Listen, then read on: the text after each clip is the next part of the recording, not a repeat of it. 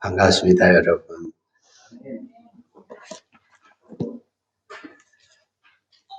저를 이 자리에 이렇게 불러주셔서 송구스럽고 감사하게 생각합니다. 저의 오늘 설교의 제목은 죽음의 종교와 생명의 종교. 좀 더 구체적으로 얘기하면 죽음의 기독교와 생명의 기독교라는 주제로 이야기를 같이 나눠보려고 합니다. 이 본문 설교를 같이 나누기 전에 제가 여러분께 잠깐 질문 겸 같이 생각할 주제를 잠깐 나누고 싶은 게 있어요. 여러분이 섬기시는 교회가 성서침례교회잖아요. 여러분이 성서침례교회가 최초에 어떻게 생겨났는지 혹시 아시나요? 여기는 장로교도 아니고 감리교도 아니고 성결교도 아니고 순복음교회도 아니고 천주교도 아니고 성서침례교회잖아요. 이 교회가 여기에 원주 성서침례교회라는 간판을 걸고 성서침례교회의 신앙을 지향하는 교회잖아요.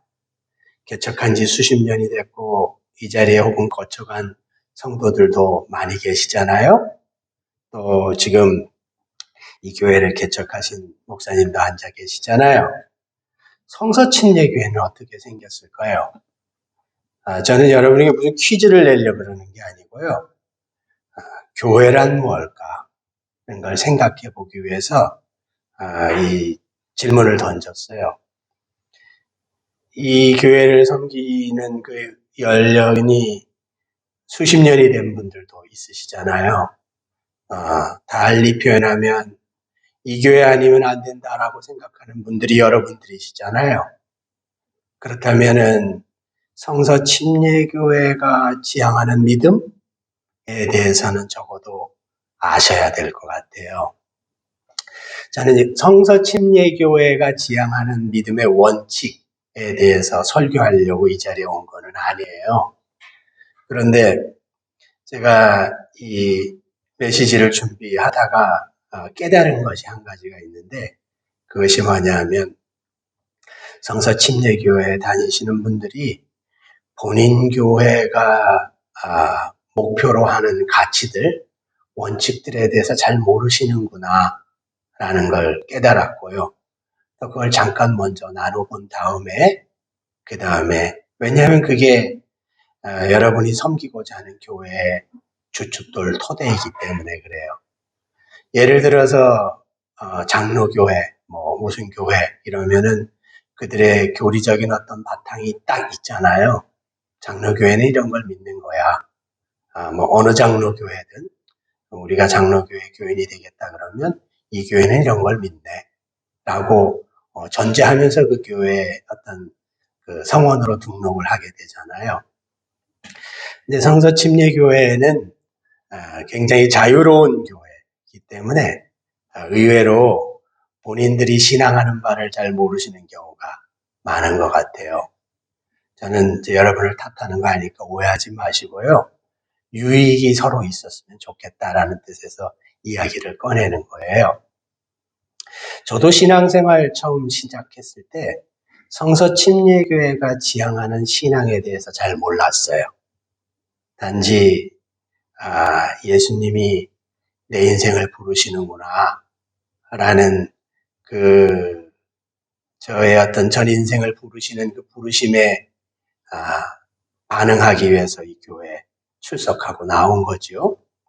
근데 제가 교회를 다녀보니까 죄송해요 이렇게 표현해서 교회를 다녀보니까 교회는 참으로 신앙생활 하려고 하는 사람에게 있어서 전부이자 사랑이자 아내나 자식보다 더 중요한 거예요.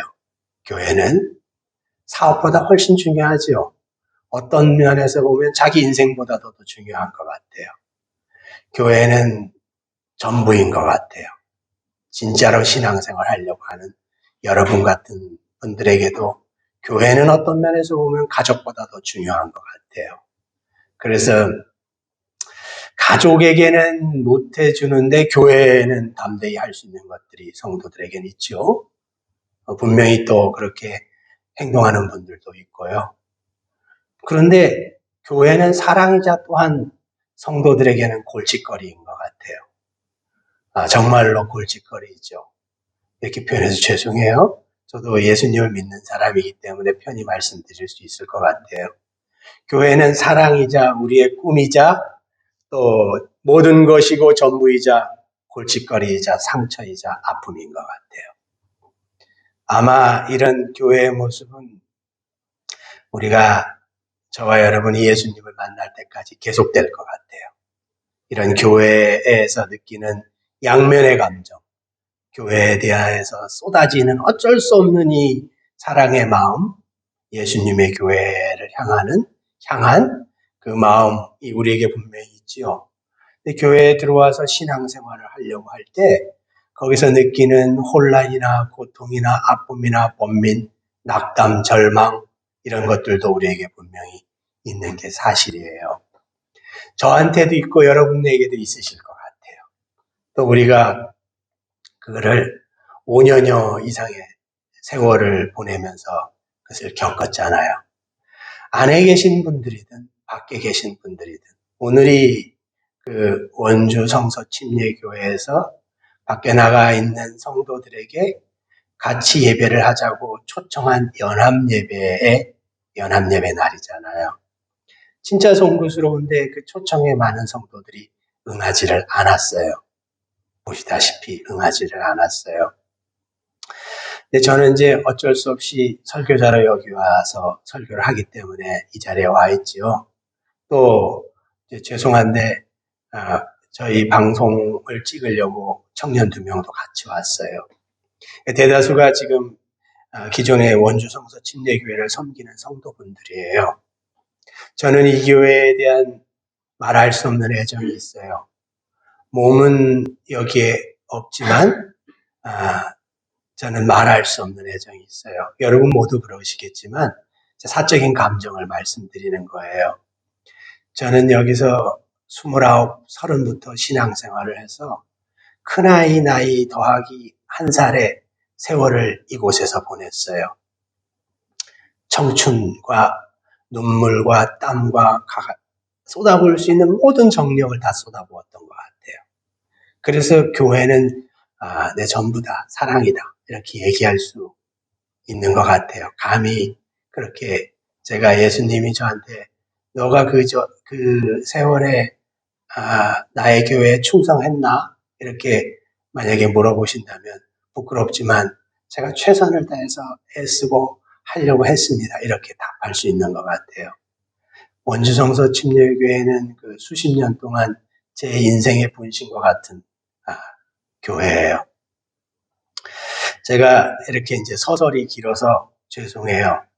제가 하고자 하는 얘기의 요점은 무엇이냐면 우리가 겪었고 겪는 이 고통이 혹은 번민이 눈물이 상처와 아픔으로만 끝나서는 안 되겠다라는 거예요. 이렇게 끝나서는 안 돼요. 그냥 어쩔 수 없구나. 이렇게 상처와 아픔과 어떤 그 낙담과 이런 것으로만 끝나서는 안 된다는 거예요. 만약에 우리에게 혹은 이 원주 성서 침례교회에게 어떤 미래가 있다면, 미래가 있죠. 모든 개인과 교회의 미래가 있지만 주님이 정말로 원하시는 그런 그림 속의 미래가 있다면, 그렇다면 여러분 오늘 제가 던지는 몇 가지 고민스럽고 여러분들이 어떤 면에서 보면 듣기 불편할 수도 있는 이 주제를 한번 천천히 생각해 보셨으면 좋겠어요. 왜냐하면 이 자리에 보이지 않는 여러분의 동료 성도들은 다 그 고민과 그 질문을 붙잡고 씨름하기 때문에 아마 이 자리에 안 나온 것 같기 때문에 그래요. 제가 그분들에게 개인적으로 이야기해 보진 못했지만 제 느낀 바가 그렇기 때문에 이렇게 말씀을 드릴 수 있어요. 여러분 처음 얘기로 돌아가서 성서 침례교회는 무엇을 신앙하는지 제가 잠깐 소개해 드릴게요. 아마 정 목사님이나 선교사님이 나중에 좀 더 잘 가르쳐 주시겠지만 저는 간략하게만 말씀을 드릴게요. 이걸 말씀드리는 이유가 뭐냐 하면 성서 침례교회가 신앙하는 바는 참으로 성서에 기초한 바다라는 걸 말씀드리려고 이 얘기를 드리는 거예요. 저는 교단이나 교파나 종파를 추종하지 않아요. 그것이 성경보다 위에 있다고 믿지 않는 사람이에요. 어떤 교단과 교파도 성서의 권위 아래에 있어야 된다고 믿는 사람이에요. 그런데 어떤 교단이나 교파가 주장하는 것이 성서에 입각해서 맞다. 그러면 인정하고 받아들여야 된다라고 생각하는 사람이에요. 제가 보니까 여러분 아시는지 모르지만 제가 성서 침례 신학교를 졸업했어요. 그 신학교에 가서 성서 침례교가 신앙하는 바를 이렇게 공부하고 고민을 해보니까 너무 성서적으로 잘 맞는 성경에 입각한 신앙의 신조들이에요. 원칙들이에요. 그래서 이걸 좀 같이 생각해 봤으면 좋겠다. 다른 의미로 얘기하면 정말로 여기가 성서 침례교회라는 간판을 걸고 있는데 그 간판에 부끄럽지 않게 성서 침례교회의 원칙과 신조에 기반한 그런 교회인가? 라는 질문도 담겨져 있어요. 그러니까 한번 제가 잠깐 소개해 드릴 테니까 생각해 보세요. 성서 침례교회는 미국 남침례교회에서 분리해서 나왔어요. 나온 이유는 뭐냐면 남침례교회가 자유주의적인 어떤 영향을 받아서 자유주의 신학에 오염됐다고 판단돼서 분리해서 나왔어요. 여기서 보면 여러분 느낌이 좀 그렇잖아요. 성서 침례교회의 기원은 성경대로 하지 않는 다른 어떤 신앙 집단에서 분리해서 나온 분리주의자들이에요. 전 여러분을 몰아세우려고 그러는 게 아니고 성서 침례교회 모태는 우리가 어떤 신앙 집단에 속해 있었는데 그 신앙 집단이 하는 그 어떤 원칙이나 행동이 성서에 기반하지 않는다고 판단된 사람들이 모여서 이것은 성서가 가르치는 바와 틀리다 라고 생각하고 우리는 신앙의 양심에 따라서 이것에 순종할 수 없다 라고 분리해 나와서 만든 것이 남침례교회에서 분리해 나와서 만든 것이 미국 성서 침례교회예요. 그 미국 성서 침례교회에서 선교사님들이 파송돼서 한국에 세워진 것이 한국 성서 침례교회예요. 그래서 정확하게 이야기하면 성서 침례교회는 분리주의자들이에요. 여러분 분리주의라는 이 단어가 갖고 있는 불순한 기운이 있잖아요. 오해받는 부분이 있잖아요. 그러나 여러분 한번 생각해 보세요. 종교개혁이 일어나는 시점에 종교개혁의 횃불을 높이던 루터는 카톨릭의 신부였어요. 카톨릭 신부의 정통 훈련과 수업을 받았던 분이에요. 루터 신부죠. 지금의 표현대로 하면. 그런데 그가 로마서를 읽다가 보니까 자신이 전 존재를 던져서 신앙했던 카톨릭 신앙이 성서와 맞지 않다라는 걸 깨달았죠. 여러분이 잘 아시는 이야기잖아요. 그래서 그는 담대하게 자신의 전 신앙을 갖다 버려요. 왜냐하면 딱 단 한 가지 이유 때문에 그래요. 자기가 보니까 성경이 가르치는 바와 맞지 않는 것을 자기가 신앙하고 있다는 걸 깨달았기 때문에 그래요. 그래서 종교개혁의 횃불을 높이 그분이 들었잖아요. 그래서 프로테스탄트, 지금 개신교는 어떤 면에서 기독교라고 불리는 개신교는 분리주의자들이에요. 그것처럼 성서 침례교회는 남침례교회에서 분리해서 나왔어요. 그래서 분리주의자들이 여러분들은 분리주의자의 후예들이에요. 이걸 일단 이해하실 필요가 있는 것 같아요. 그 혈관의 그 피가 DNA가 흐른다는 거죠. 다른 의미로 표현하면 만약에 성경대로 믿지 않고 성경대로 가르치지 않는다면 얼마든지 거기서 나오겠다는 거예요. 성서 침례교회의 DNA예요. 여러분 이것이 이 성서 침례교회 출발점이에요. 성서 침례교회가 주장하는 바, 믿는 바는 제가 몇 가지만 적어왔어요. 제 주장이 아니라 여러분 찾아보시면 인터넷에 나와 있어요. 위키백과라는 여러 사람들이 만든 백과사전 있잖아요. 거기도 잘 나와 있어요. 첫 번째는 성경 해석의 자유예요. 성서 침례교회가 주장하는 바.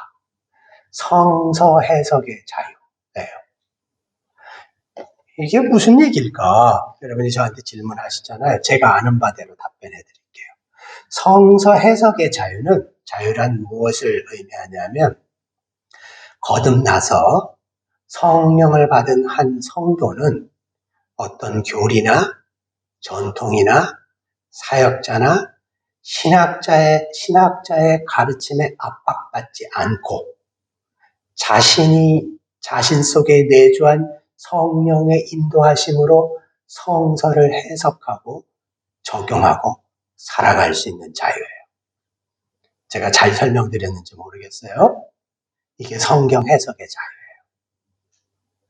이게 성서 침례교회의 전통에 있어요. 성서 해석의 자유. 성서를 제가 여러분을 대신해서 해석해 주는 사람이 아니고요.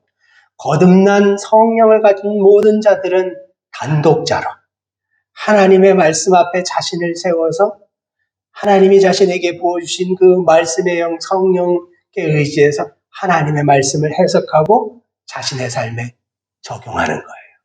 성서 해석의 자유예요. 여러분이 섬기는 교회는 이 원칙을 고수해서 지금까지 온 거예요. 여러분은 성서 해석의 자유를 지지해야만 해요. 만약에 여러분이 성서 침례교회 회원이라고 하신다면. 두 번째, 이 성서 침례교회가 지향하는 원칙은 뭐냐면 모든 신자가 제사장이다 라는 원칙을 강조해요. 이건 제 얘기가 아니에요. 여러분 한번 찾아보세요. 이걸 전신자 제사장설 혹은 모든 성도 제사장설이라고 얘기해요. 이 얘기를 간단히 얘기하면 구약시대 때 이어졌던 제사장 계급은 신약교회에서는 사라졌다는 거예요. 신약교회에는 특별한 소수의 제사장 계급이 있지 않다는 거예요. 성령을 받은 모든 성도가 주님의 교회 제사장이라는 거예요. 그리고 대제사장은 유일한 한 분밖에 없다는 거예요. 그분이 누구시냐면 예수님이세요. 교회의 제사장은 예수님 한 분밖에 없다는 주장이에요. 어떤 사람도 교회와 하나님 사이에 중재자 역할을 할 수 없다라는 것이 성서 침례교회의 신조 원칙이에요. 모든 성도의 제사장직. 또 여러분 교회, 이 교회가 지향하는 바 중에 중요한 게 하나가 있는데요. 그게 뭐냐면 신자만의 교회를 주장해요. 이거를 쉬운 말로 표현하면 믿는 자만의 교회예요. 더 풀어서 설명하면 정말로 믿는 자만 교회의 성원이 될 수 있다는 거예요. 이것을 받아들여요. 성서 침례교회는. 정말로 하나님 앞에 거듭난 자만 교회의 성원이 될 수 있다는 거예요. 이건 제 주장이 아니에요. 또 이거는 무슨 의미인지 아시니까 제가 넘어갈게요. 그래서 성서 침례교회는 유아 세례를 인정하지 않아요. 왜 유아 세례를 인정하지 않냐면 에이그 조만한 게 뭘 알아? 이래서 인정하지 않는 게 아니고 정말로 자신의 자의에 의해서 복음의 말씀을 듣고 자신의 양심에 따라서 자신이 판단해보고 그 복음에 정말로 전적으로 반응하고 하나님 앞에 자신을 던진 자, 자신의 자의에 의해서 신앙 고백을 한 자, 이런 자만 하나님 교회의 회중으로 인정해 주겠다는 거예요. 이게 성서 침례교회가 갖고 있는 중요한 전통 중에 하나예요. 또 중요한 전통이 있는데요. 그게 뭐냐면 회중정치예요. 회중정치는 교회의 중요한 결정을 거듭난 모든 성도들의 다수의 결정으로 결정한다는 거예요. 성서 침례교회는 이외에도 한두 가지 중요한 여러 가지 원칙을 갖고 있지만 아주 중요한 이 몇 가지의 원칙 위에서 교회가 세워졌어요. 교회가 세워졌고 교회가 지금까지 온 거예요. 한번 다시 정리해 드릴까요? 성경 해석의 자유. 아까 말씀드렸죠? 모든 신자가 제사장직을 맡았다고 믿어요. 신자만 하나님의 교회의 회원이라고 믿어요. 여러분의 신앙 고백이에요. 교회에서 일어나는 모든 일은 회중의 결정에 의해서 결정된다고 믿어요. 이것이 한국 성서 침례교회가 지향하고 믿고 따르는 바예요. 그러면 여러분 제가 역으로 한번 질문 드려볼까요? 여러분 교회는 이 성서 침례교회가 주장하는 원칙과 그 가치 위에 서서 그것을 적용하며 잘 이 뜻대로 쫓아가고 있습니까? 아멘. 정말로 여러분 그렇게 대답할 수 있습니까? 아멘. 네. 여러분 제가 던진 이 질문 한번 잘 생각해 보세요. 만약에 여러분이 성서 침례교회라면 여러분 교회가 시작한 그 원칙들을 천천히 한번 생각해 볼 필요가 있어요. 모든 사람은 성서 해석의 자유가 있다. 누가 대신 해석해 주는 거 아니에요. 성령 받은 모든 성도는 자기가 읽고, 자기가 찾아보고, 자기가 고민하고, 자기가 하나님 앞에서 이 뜻을 씨름해서 부여잡아서 성령이 인도해 주시는 바대로 마음에 붙잡고 신앙생활을 하는 거죠. 그게 맞을 수도 있고 틀릴 수도 있어요. 그래서 다른 분들의 이야기를 듣는 거죠. 같은 본문에 대해서 다른 성도들의 이야기, 다른 가르침을 그래서 배우는 거죠. 그렇지만은 출발점은 성령 받은 개인은 하나님의 말씀 앞에서 하나님이 주시는 그 양심의 자유, 신앙의 양심의 자유를 갖고 성서를 자유롭게 해석할 수 있어요. 이것이 여러분의 교회의 출발점이에요. 또 거듭난 자만 하나님 교회의 신자예요. 왜 이게 중요하냐면 진짜로 거듭나지 않은 사람들을 이러저러한 이유로 하나님의 교회 성원으로 받아들이잖아요. 그러면 교회의 원칙과 계획과 일이 세상의 가치에 영향을 받기 시작해요. 세월이 지나면 그런 분들이 교회에 중직에 앉게 돼요. 그래서 세상의 가치로 결정하게 되는 일이 벌어져요. 교회에 지금 한국 교회에 많은 문제들이 있잖아요. 그 많은 문제들을 살펴보면 정말로 하나님의 사람이 아닌 사람을 하나님의 사람이라고 선언하고 선포하는 데서 많은 문제가 발생하는 것 같아요. 이것은 누구를 정죄하자는 이야기가 아니에요. 그만큼 교회 회원이 되고 거듭남을 인정하는 것은 무서운 일이라는 얘기를 말씀을 드리고 싶은 거예요. 쉽지 않은 일이다. 이 일 자체가. 그래서 우리가 선선히 이야기할 수 없는 일이다. 라는 거예요. 또 한 가지 우리가 금방 언급한 대로 여러분 교회의 결정은 거듭난 성도들이 다 모여서 그걸 두고 기도하고 그리고 하나님이 주신 마음대로 교회 성도들의 다수의 의견에 따라서 결정하는 이 회중정치를 지향한다. 회중정치의 반대 단어가 여러분 뭔지 아세요? 한두 사람이 결정하는 거예요. 목회자나 사역자가 결정하거나 장로나 집사들이 결정하는 것을 성서 침례교회는 반대해요. 소수의 사람들이 무엇을 결정하는 걸 반대해요. 성서 침례교회는. 죄송해요. 제 얘기가 틀렸는지 신약교회 회신해 보셔도 돼요. 성서침례교회는 일부가 교회의 결정을 내리는 것을 반대해요. 왜냐하면 그게 하나님의 뜻에 맞지 않다고 생각하기 때문에 그래요. 중요한 원칙들이죠. 제가 성서침례교회에 몸을 담은 수십 년을 이렇게 살아오면서 깨달은 것은 뭐냐면 성서침례교회 중 많은 교회가 이 원칙을 훼손한다는 거예요. 여러 가지 이유가 있었어요. 여러 가지 목적도 있었고요. 그런데 이 원칙을 지키지 않아요. 훼손해요. 이 원칙 자체의 적용을 자꾸만 담을 낮추는 거예요. 여기는 이래서 어쩔 수가 없어. 이 경우는 이래서 어쩔 수가 없어. 이 케이스는 이래서 어쩔 수가 없어. 이렇게 결정하는 거예요. 그래서 세월이 흘러가면 흘러갈수록 성서침례교회는 성서침례교회가 죄송해요. 타락했다고 욕하는 다른 개신교 집단이랑 별반 차이가 없는 종교 집단으로 서서히 전락하고 있어요. 그래서 제가 여러분에게 꼭 당부드리고 싶은 것은 만약에 여러분이 성서침례교회에 간판을 걸고 정말로 성서침례가 믿는 이 믿음의 신조대로 신앙생활을 계속 하신다면 이 원칙들을 한번 찬찬히 공부해 보시고 살펴보시고 동의되는 바가 있으면 이 성서침례교회 신조대로 하시는 거죠. 근데 이 교회에 계신 성원들이 아니 우리는 이거 받아들일 수가 없어. 나는 알지도 못하고 이 교회에 들어왔는데 뭐. 이 조항은 받아들일 수 없어. 그러면 여러분은 성서침례교회 성도들은 아니세요. 그러니까 한번 살펴보시라는 거예요. 제 얘기는. 이 교회의 토대가 무엇이며 어떤 원칙 위에 서 있는지를 여러분이 성서침례교회에 출석합니다. 라고 말씀하신다면 정말로 살펴보셔야 돼요.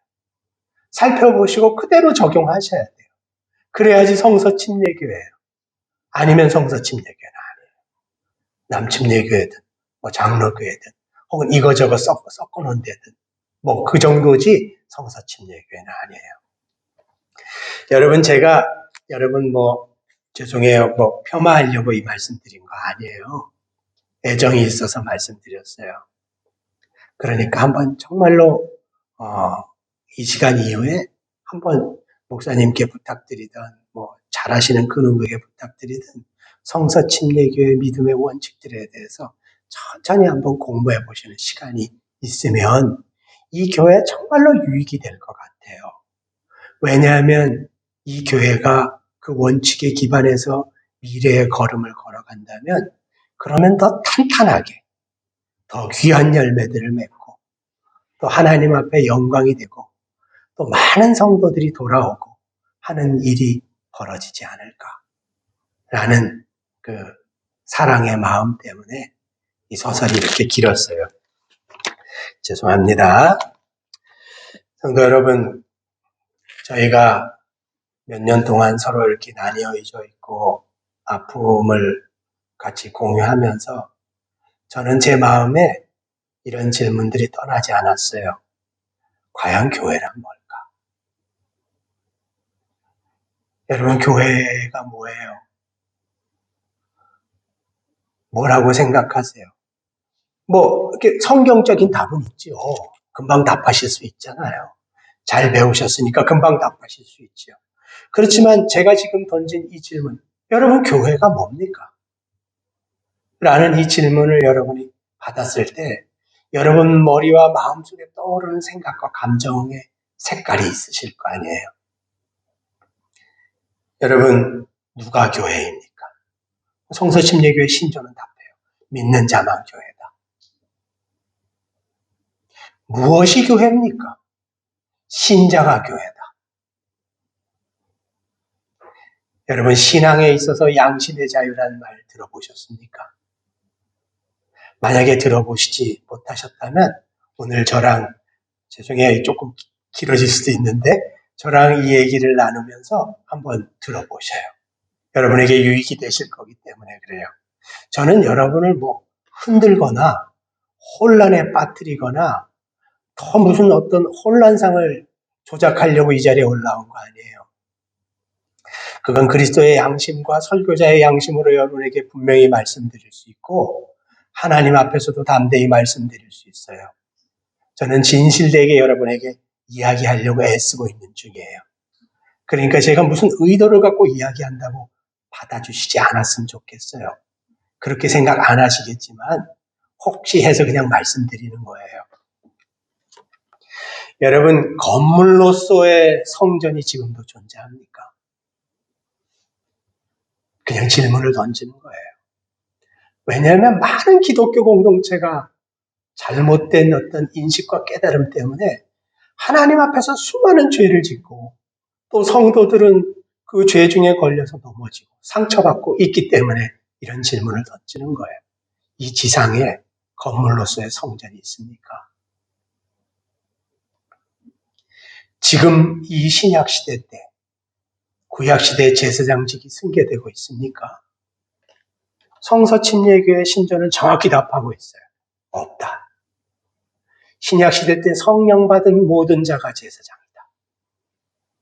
라고 정확히 답하고 있어요. 교회 안에서 여러분이 사역할 때 무슨 원칙으로 사역해야 할까요? 성서침례교회 신조는 정확하게 답하고 있어요. 회중이 모여서 회중이 통치하는 정치하는 그런 방식으로 사역하라. 그 답하고 있어요. 사랑하는 여러분, 제가 이 설교 본문의 첫 번째 주제, 같이 생각해 볼 주제가 뭐냐면 삶과 일치하지 않는 신앙 고백은 가짜라는 거예요. 이걸 첫 번째 생각해 보고자 해요. 지금까지는 다 서설이었고요. 삶과 일치하는 신앙 고백만 진짜다. 라는 걸 한번 생각해 보고자 해요. 오늘 본문은 마태복음 16장 13절에서 27절 참조 본문이에요. 제가 한번 읽어볼게요. 마태복음 16장 13절. 예수께서 빌립보 가이사라 지방에 이르러 제자들에게 물어 이르시되 사람들이 인자를 누구라 하느냐? 이르되 더러는 침례 요한, 더러는 엘리야, 어떤 이는 예레미야, 선지자 중 하나라고 합니다. 이르시되 그러면 너희는 나를 누구라고 말하냐? 시몬 베드로가 대답하여 이르되 주는 그리스도시요 살아계신 하나님의 아들이십니다. 예수께서 대답하여 이르시되 바요나 시몬아 너가 복이 있다. 이를 너에게 알게 하는 이는 혈육이 아니요 하늘에 계신 내 아버지시다. 또 내가 너에게 이르노니 너는 베드로라. 내가 이 반석 위에 나의 교회를 세우리니 음부의 권세가 이기지 못하리라. 내가 천국의 열쇠를 너에게 주리니 너가 땅에서 무엇이든지 매면 하늘에서도 매일 것이요 너가 땅에서 무엇이든지 풀면 하늘에서도 풀리리라 하시고 이에 제자들에게 경고하사 자기가 그리스도인 것을 아무에게도 이르지 말라 하시니라. 21절. 이때로부터 예수 그리스도께서 자기가 예루살렘에 올라가 장로들과 대제사장들과 서기관들에게 많은 고난을 받고 죽임을 당하고 제3일에 살아나야 할 것을 제자들에게 비로소 말씀하시니 베드로가 예수를 붙들고 항변하여 이르되 주여 그리 마옵소서. 그런 일이 결코 주께 미치지 아니하리이다. 예수께서 돌이키시며 베드로에게 이르시되 사단아 나의 뒤로 물러가라. 너는 나를 넘어지게 하는 자로다. 너가 하나님의 일을 생각하지 아니하고 도리어 사람의 일을 생각하는구나. 이에 예수께서 제자들에게 이르시되 누구든지 나를 따라오려거든 자기를 부인하고 자기 십자가를 지고 나를 따를 것이니라. 누구든지 자기 목숨을 구원하고자 하면 잃을 것이요 누구든지 나를 위하여 자기 목숨을 잃으면 찾으리라. 사람이 만일 온 천하를 얻고도 자기 목숨을 잃으면 무엇이 유익한가? 사람이 무엇을 주고 제 목숨을 바꾸겠는가? 인자가 아버지의 영광으로 그 천사들과 함께 오리니 그때 각 사람이 행한 대로 갚으리라. 여러분, 이 본문을 갖고 생각해 볼 첫 번째 주제는 삶과 일치하는 신앙 고백만 진짜다 라는 거예요. 여러분, 이 교회 공동체에 들어오실 때 신앙 고백 하셨을 줄로 믿어요. 여러분의 신앙 고백은 아마도 지금 베드로가 한 신앙 고백과 똑같았을 거로 믿어요. 예수님 당신은 주님이시고 그리스도시고 살아계신 하나님의 아들이십니다. 당신이 십자가에서 죽으심으로 나의 모든 죄값을 깨끗이 씻어주셨습니다. 그래서 나는 이제 하나님 앞에 나아갈 자격을 얻었습니다. 그래서 평생 동안 하나님이 주시는 그 성령의 인도하심으로 순종하고 충성된 삶을 살겠습니다. 라는 것이 여러분의 신앙 고백이었을 줄로 저도 믿어요. 오늘 본문을 보면 예수님이 제자들에게 질문을 하셔요. 제자들에게 여러분, 주위 사람들이 나를 뭐라고 부릅니까? 나의 정체성을 뭐라고 지칭합니까? 라고 제자들에게 예수님이 말씀하시니까 제자들이 답변을 해요. 느헤미야나 침례 요한이나 뭐 이런 선지자라고 이야기를 합니다. 그러니까 예수님이 곧바로 제자들에게 역질문을 하세요. 그렇다면 당신들은 나 예수를 누구라고 말하고 다닙니까? 누구라고 생각해서 받아들이고 다른 사람들에게 증언하고 다닙니까? 라고 역질문을 하세요. 그러니까 제자들 중에 성질이 급하고 대표격인 베드로가 대답을 해요. 베드로 사도가 대답을 해요. 예수님, 당신은 주님이시고 그리스도시고 살아계신 하나님의 아들이십니다. 라고 답변을 해요. 이렇게 답변을 했을 때 예수님은 그 베드로의 답변이 옳다, 맞다 라고 인정해 주세요. 그리고 그 신앙 고백위에 나의 교회, 예수님의 교회를 세우겠다 라고 선언을 하시고 그 신앙 고백 위에 세워진 교회가 죽음의 권세, 마귀의 권세, 하나님의 교회를 넘어뜨리려고 하는 사단의 여러 번의 공격과 그 권세를 얼마든지 충분히 이겨낼 수 있다라고 선언하세요. 근데 여러분, 이야기가 여기서 끝나면 우리도 덜 불편하고 이 이야기는 아름다운 모습에서 끝나잖아요. 근데 이 마태복음의 저자, 이 마태는 여기서 이야기를 끝내지 않아요. 끝내질 않고 21절 이하의 아주 당혹스러운 장면을 여기에 기록하고 있어요. 21절부터는 죄송해요, 이렇게 표현해서 이 본문을 읽어보면 저는 처음 이 본문을 읽을 때 죄송합니다. 아니, 베드로가 미쳤나? 라는 생각이 처음에 들었어요. 아니, 이 사람 왜 이러지? 라는 생각이 들었어요. 왜냐하면 21절부터 하는 베드로의 행동은 신앙 고백을 한 자와 전혀 어울리지 않는 행동을 하기 때문에 그래요. 21절에는 예수님이 신앙 고백을 한 베드로와 제자들 또 주위 사람들에게 자신의 정체를 적나라하게 드러내는 장면이에요. 너희들이 나한테 그렇게 신앙 고백하냐? 나는 이제 저 하나님을 진정으로 섬기지 않는 유대 종교 지도자들의 손에 잡혀서 철저히 신문받고 능욕당하고 수욕당하고 십자가에서 죽임당하고 결국에는 버려졌다가 3일 뒤에 하나님의 능력으로 부활하는 일을 겪게 될 것이다. 라고 21절에 선언을 하세요. 자신의 정체성을 예수님이 폭로하시는 거죠. 베드로에게 폭로하세요. 그러니까 베드로가 어떻게 행동을 하냐면 예수님에게 격렬하게 반항을 해요. 그리고 베드로가 이렇게 얘기해요. 이 헬라어 원문에 가보면 절대로 당신에게 그런 일은 일어날 수 없어요. 라고 표현하고 있어요. 베드로의 표현이 그래요. 절대로 예수님 당신에게는 그런 일은 절대로 일어날 수 없어요. 라고 베드로는 말해요.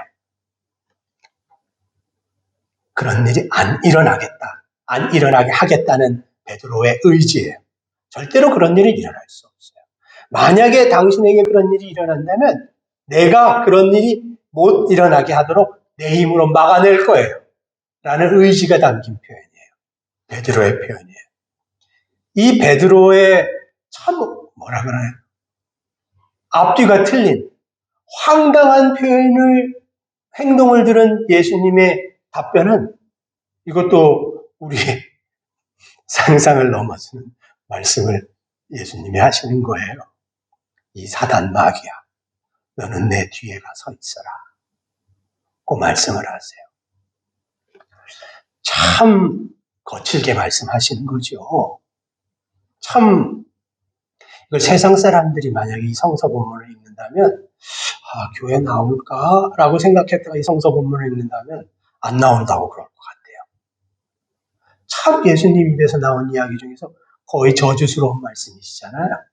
이렇게 이야기를 하시고 그 다음에 이 본문은 계속 가요. 어디까지 가냐 하면은 이렇게 이야기하는 지점까지 가요. 그런데 어떤 사람이든 나와 동행하는 생을 살려면 자기 자신을 부인하고 자기 십자가를 지고 나를 따라와야 한다. 라고 이야기를 하세요. 그리고 또 이렇게 말씀하세요.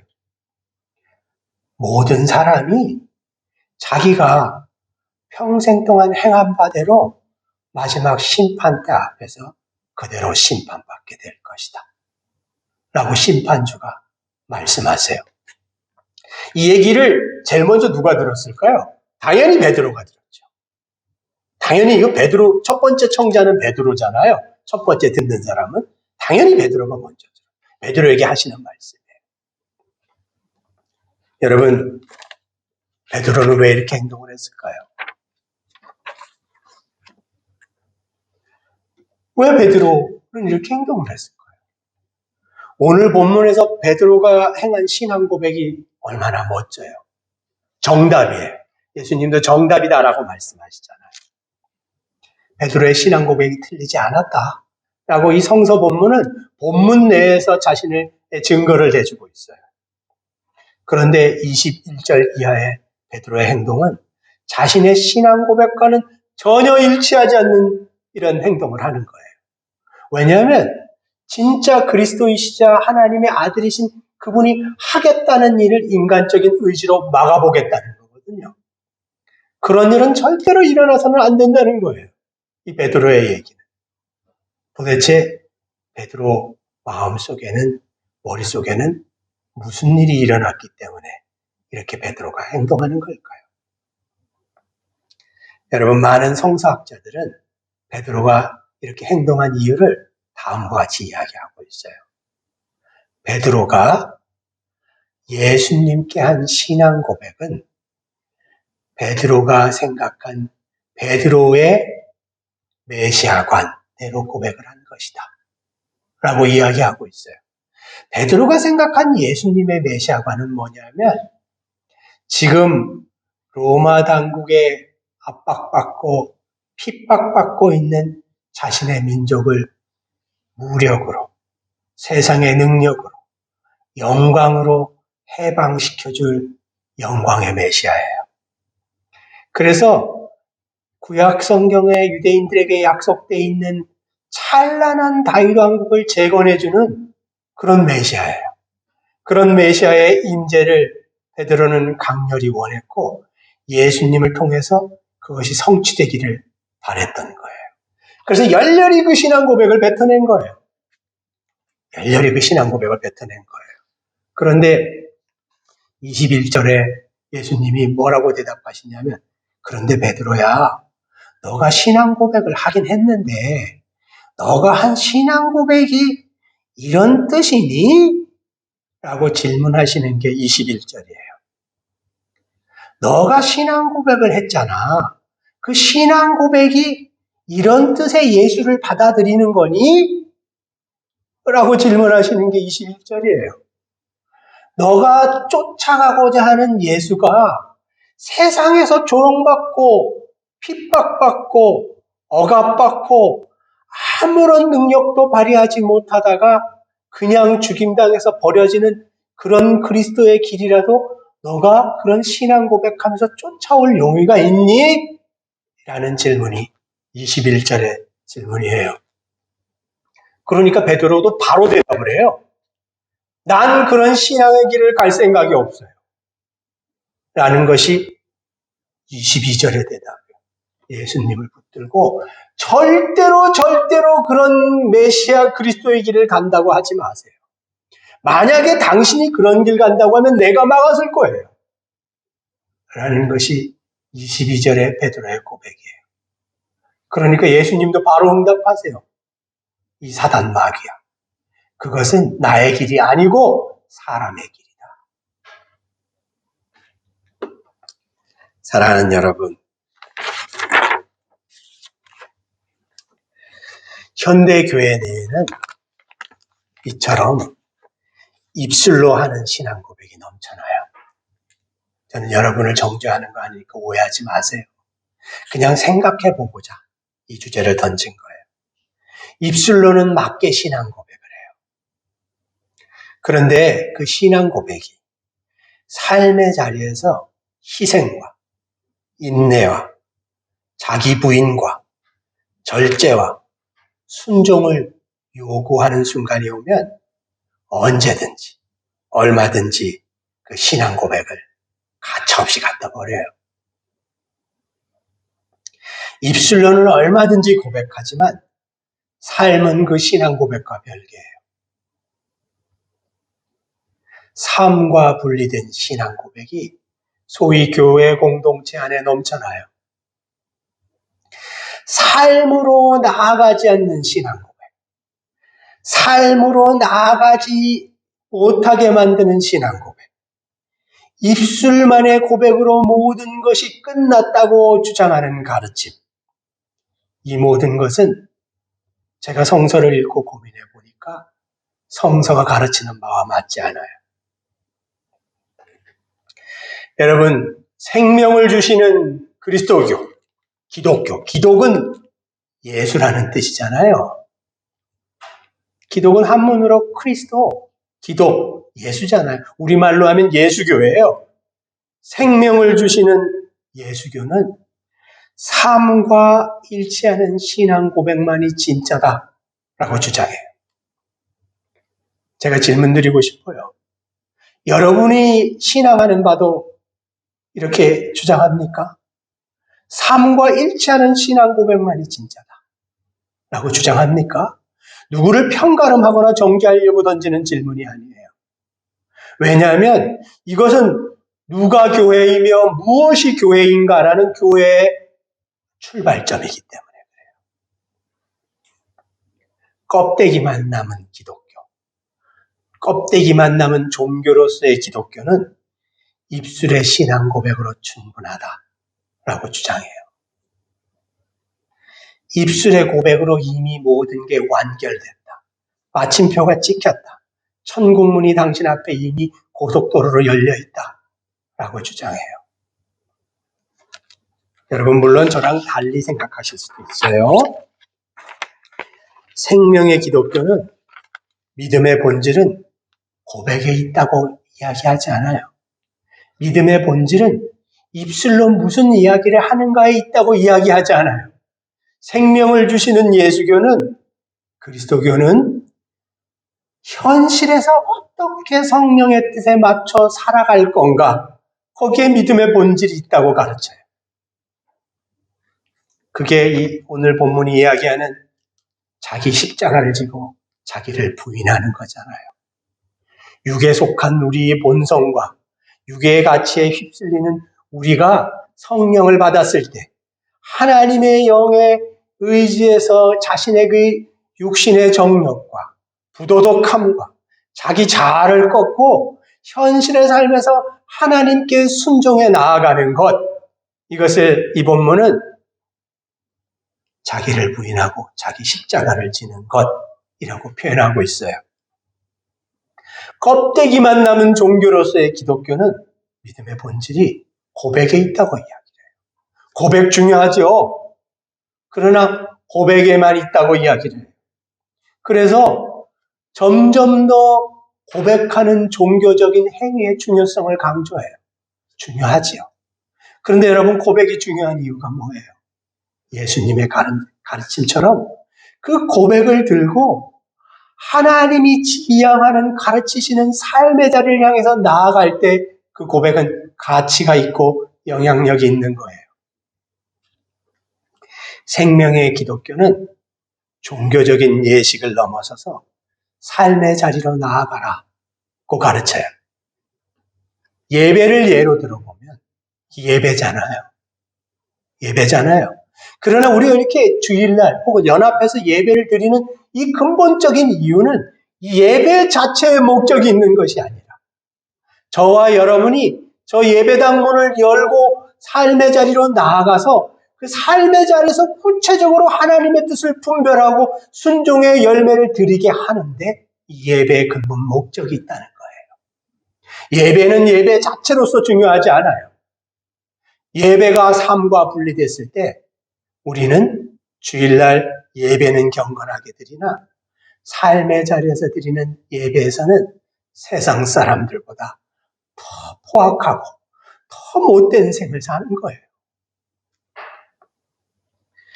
껍데기만 남은 기독교는 종교 예식의 준수, 종교 전통의 준수, 종교 형식의 준수를 자꾸 강조해요. 그게 제일 중요하다고 강조해요. 그래서 결과적으로 그 믿음이, 신앙이 삶과 자꾸만 분리되는 거예요. 삶과 자꾸만 괴리가 돼요. 삶과 신앙을 분리하고 떨어뜨려 놓는 거예요.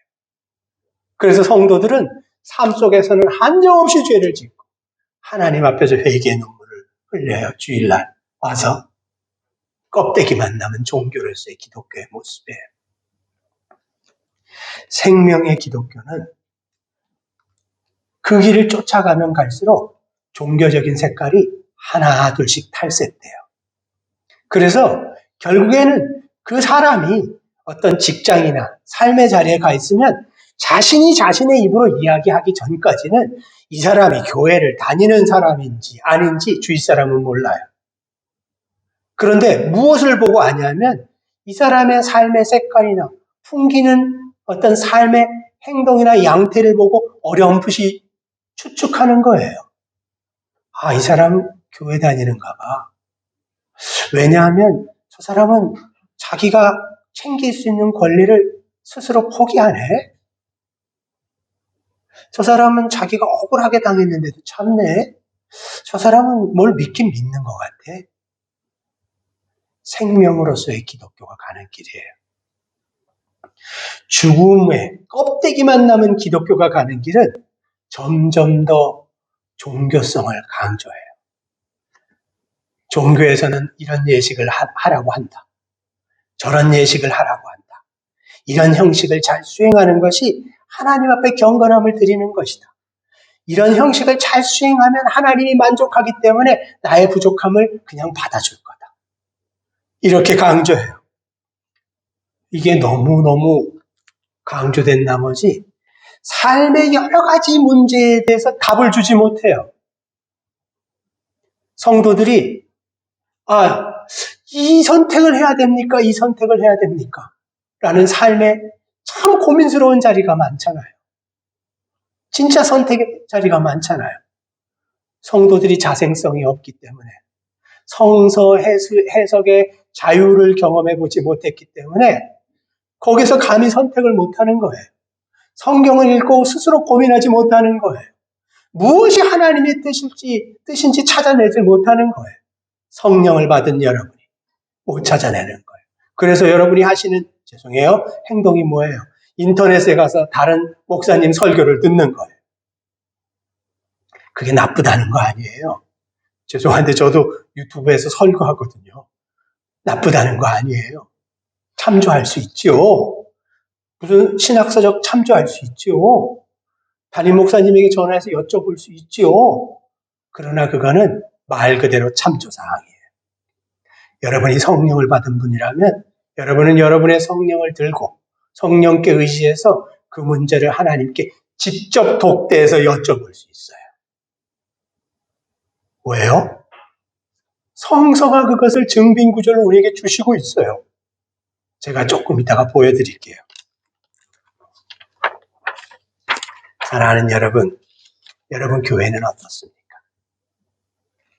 여러분 교회는 생명을 주는 기독교 공동체입니까? 아니면 여러분 교회는 껍데기만 남아있는 그런 종교로서의 공동체입니까? 심각하고 고민스러운 주제지요.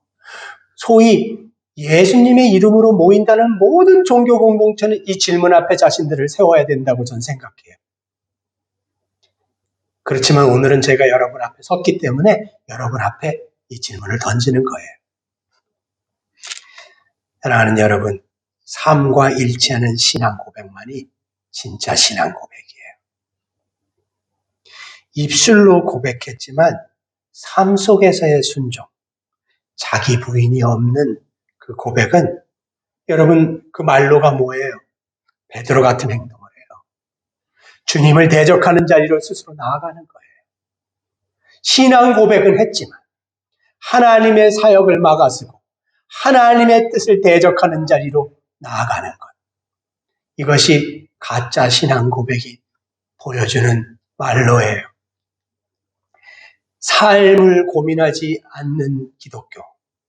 여러분 이게 의미가 있나요? 종교로서만 기능하는 기독교. 종교로서만 여러분에게 안위를 주는 기독교. 죽은 다음에 천국 갈 수 있다는 보장만 넘치는 기독교. 이게 여러분에게 정말로 그렇게 의미가 있어요? 다른 질문을 던져볼게요. 이게 여러분 생각할 때 여러분이 믿은 진짜 믿음의 그 예수교가 맞아요? 진짜 예수교가 그걸 가르치나요? 삶의 문제 앞에서 하나님의 뜻을 분별하지 않는 기독교. 종교적 형식을 강조하는 기독교. 그런데 삶은 비어 있어요. 삶의 자리는 없어요. 그는 여러분 기독교도 아니고 예수교도 아니고 그냥 인간이 만든 인간의 종교예요. 간판이 뭐가 걸렸다. 무엇이라고 주장하다. 그건 예수님과 상관이 없는 종교예요. 여러분 카톨릭에 가서 혹시 미사에서 되는 강론을 들어본 적 있으세요? 저는 집 근처에 예전에 중고등학교 시절에 성당이 있어서 여러 번 갔었어요. 학교 친구들이 있었어요. 얼마나 거룩하고 얼마나 멋진 이야기를 그 신부님이 하시는지 몰라요. 그래서 저는 듣다가 눈물을 흘린 적도 많아요. 너무 이렇게 그 이야기를 멋지게 하셔서. 근데 시간이 지나고 이렇게 생각해 보니까 깨달은 게 그거 다 의미 없는 짓이었네 라는 걸 깨달아요. 사랑하는 여러분, 여러분의 신앙 고백은 어떻습니까? 제가 첫 번째 이 주제에서 여러분에게 질문 던지고 싶은 게 이거예요. 여러분의 신앙 고백은 어때요? 저는 몰라요. 담임 목사님 아신다고? 담임 목사님도 모르세요. 목사님 무시하는 거 아니에요? 모르세요. 여러분과 하나님만 아시잖아요. 그 신앙 고백이 진짜인지 가짜인지. 여러분이 입술로 내뱉어 놓고 세상에서 어떻게 사는지 삼자가 어떻게 알아요? 모르잖아요. 근데 하나님은 아셔요. 하나님은 내 삶을 아시잖아요. 내 마음의 결을 아시고 내가 인생에서 의도하는 바를 아시잖아요. 그래서 내가 진짜인지 아닌지 하나님은 아세요. 그래서 내가 교회에서 사람들에게 뭐라고 얘기하느냐 별로 안 중요해요.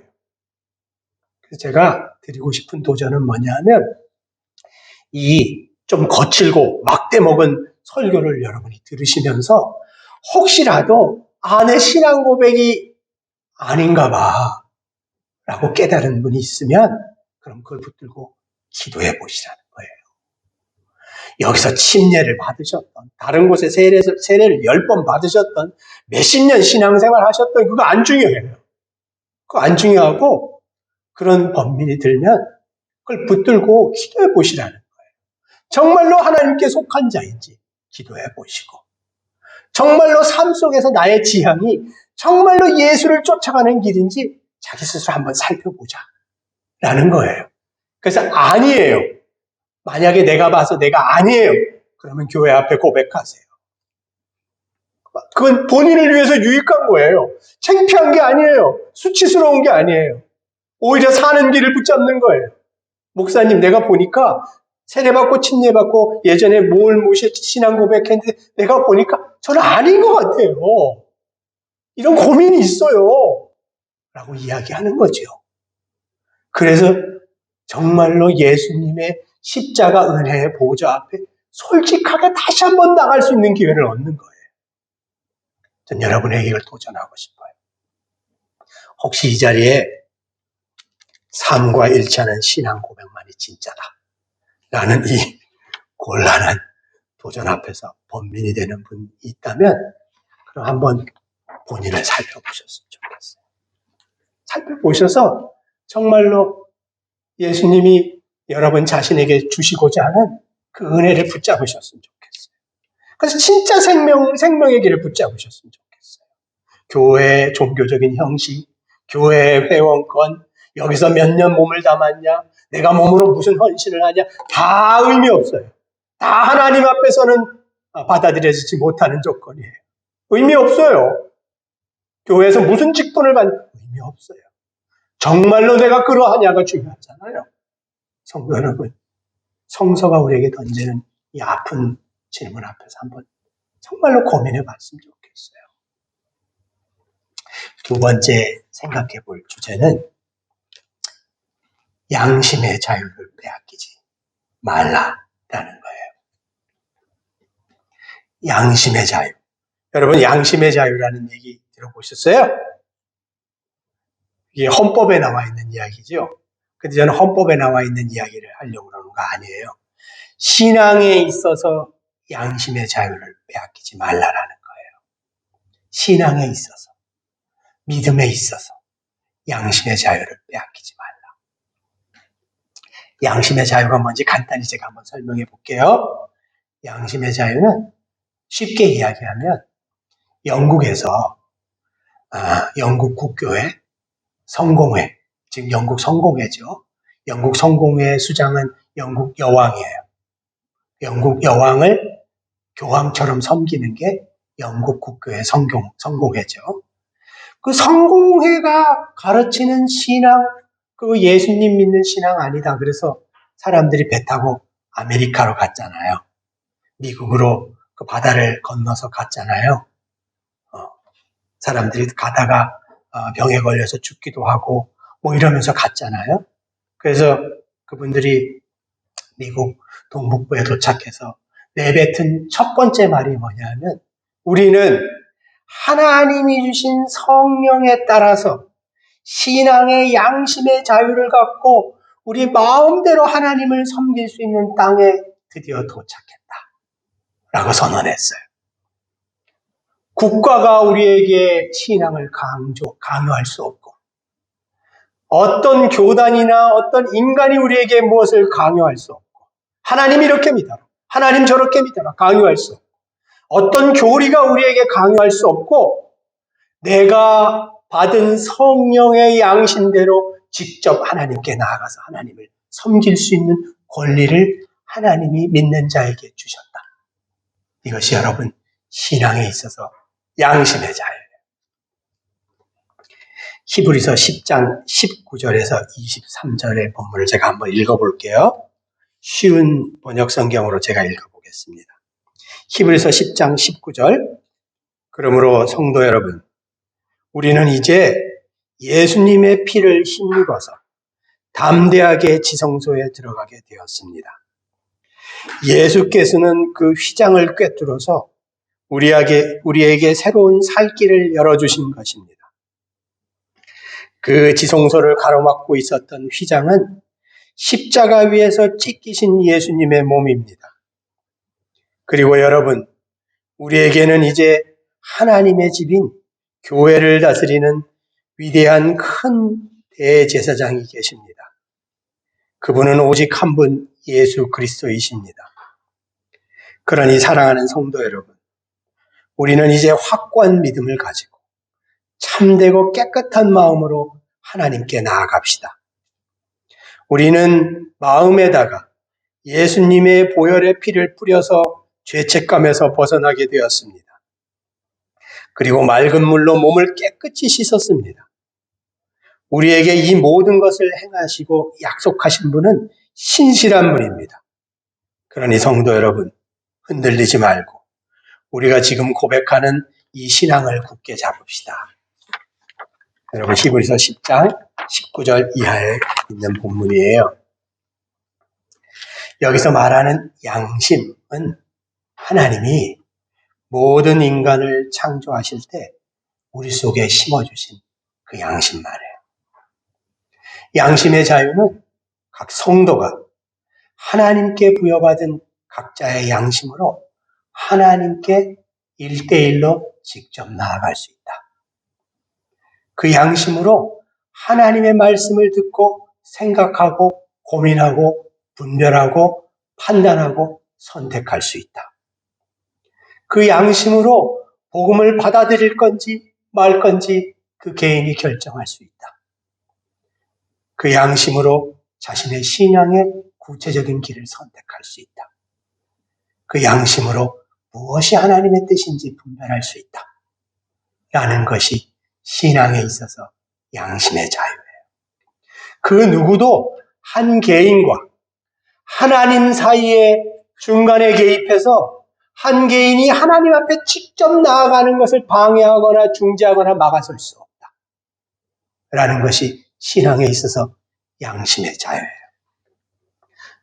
성서는 또 여러분이 섬기는 성서 침례교회, 독립교회는 이 신앙에 있어서 양심의 자유를 금과 옥조처럼 지켜요. 고수한다는 거지요. 지켜내요. 여러분, 이 양심의 자유의 반대의 의미가 뭐냐면 성도와 하나님 사이에 그 무엇이 있을 수 있다고 주장하는 거예요. 성도와 하나님 사이에 그 무엇이 있을 수 있다고 주장하는 거예요. 양심의 자유를 반대하는 의미. 이 그 무엇은 무엇이냐면 교회 전통이 될 수도 있고 국가가 될 수도 있고 교리가 될 수도 있고 사람이 될 수도 있고 신학자가 될 수도 있고 사역자가 될 수도 있어요. 중재자가 될 수 있다고 주장하는 거예요. 가톨릭에서는 이 그 무엇이 무엇이냐면 교황이에요. 가톨릭은 그래서 교황은 세상에 있는 성도들과 하나님을 중재하는 유일한 지상의 중재자라고 이야기를 해요. 유일한 지상의 중재자. 그래서 하나님은 교황을 통해서만 말한다고 이야기를 해요. 가톨릭은. 그래서 그들은 뭘 주장하냐면 교황 무호소를 주장해요. 교황이 하는 얘기는 틀릴 수가 없다고 주장을 해요. 왜냐하면 그 사람 얘기는 하나님의 얘기이기 때문에 그래. 이렇게 주장을 하는 거예요. 그 사람, 죄송해요. 그 교황이라는 존재만 하나님의 이야기를 이 지상에 이야기하는 존재다라고 믿기 때문에 그래요. 이게 양심의 자유를 반대하는 가톨릭이 주장하는 주장이에요. 여러분, 개신교는 이거 믿지 않아요. 개신교는 이걸 받아들이지 않아요. 그래서 각 사람이 직접 하나님께 나아가려고 할 때 그 중간에 있는 존재가, 중간에 있는 사람이, 중간에 있는 교리가, 중간에 있는 교회 전통이, 중간에 있는 교단이 각 성도와 하나님이 직접 만나고 관계 맺고 그 관계 안에 거하고 동행하고 하는 것을 압박하거나 규제하거나 통제하거나 방해하거나 심지어는 막아서요. 여러분, 양심의 자유란 신앙에 있어서 각 사람이 단독자로 홀로 그 누구부터도 아무런 간섭과 방해를 받지 않고, 여러분 예수님을 영접할 때 이렇게 하시지 않았어요?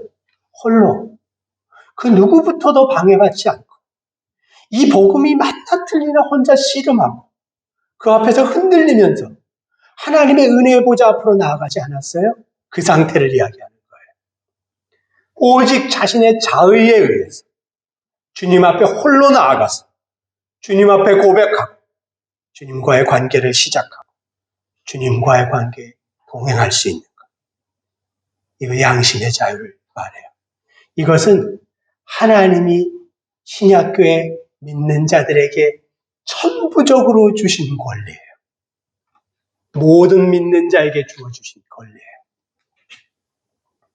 이 양심의 자유는 신약교회 모든 성도에게 주어졌어요. 지금 우리가 읽은 히브리서 본문이 그걸 증언하잖아요.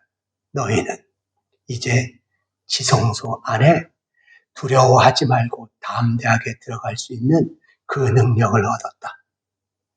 어떻게 그 능력을 얻었냐면 지성소를 가로막고 있는 휘장이 예수님이 스스로 자신을 죽이심으로 휘장을 찢어 놓으셨기 때문이다. 그러니 너희들은 이제 지성소 안에 그 은혜의 보좌 앞에 앉아 계시는 주님의 보좌 앞으로 그 휘장을 직접 열고 은혜의 하나님 앞으로 직접 나아가서 그분을 만나라. 사랑하는 여러분, 기독교 교회사는 사단 마귀가 이 양심의 자유를 훼손해서 교회 공동체에게 얼마나 긴 세월 동안 죄를 짓게 만들었는지 잘 기록하고 있어요. 그 대표적인 예가 카톨릭이에요.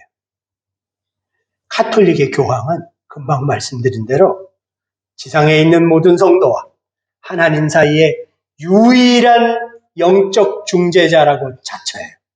그리고 카톨릭은 또 그걸 믿어요. 그래서 하나님의 뜻을 교황을 통해서만 이 카톨릭 교회에 전달할 수 있다고 믿어요. 그리고 성도들의 기도를 교황을 통해서만 하나님께 상달시킬 수 있다고 믿어요. 교황이 유일한 중재자예요. 그래서 교황은 무오한 사람이에요. 그의 생각과 말은 무오해요. 그리고 순명, 교황의 말은 목숨을 바쳐서 지켜야 되는 거예요. 왜냐하면 하나님의 말이기 때문에 그래요. 그들의 이야기예요. 각 교구와 성당에 있는 신부들은 새끼 교황 노릇을 해요. 제가 그분들을 모욕하려는 거 아니에요.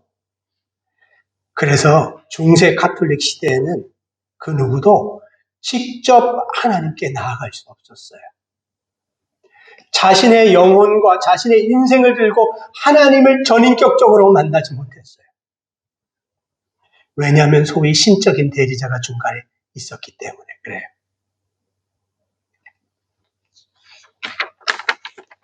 이렇게 천년 이상의 세월이 흘렀어요.